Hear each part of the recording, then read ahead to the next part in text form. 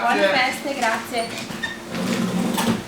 Il fortunato vincitore con la stessa schedina ha vinto con il 5 stella e anche il 5, e questo significa che ha vinto qualcosa come 1.500.000 euro. Scusate, ma sono davvero emozionata, forse più io del vincitore, che probabilmente non sa ancora di essere il fortunato vincitore. Gli auguro di cuore di passare un felice Natale con i suoi e che possa goderseli fino in fondo questi soldi. Sospetti, un cliente abituale, avete qualche idea di chi potrebbe aver avuto questa botta di fortuna?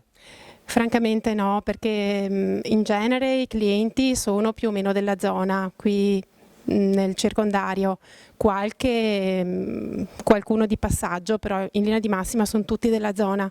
Non si riesce a vedere dalla schedina se è un cliente che ha giocato una schedina da 1 euro, da 2 euro, anzi da 2 euro sì, perché c'è il stella, però non sappiamo di più.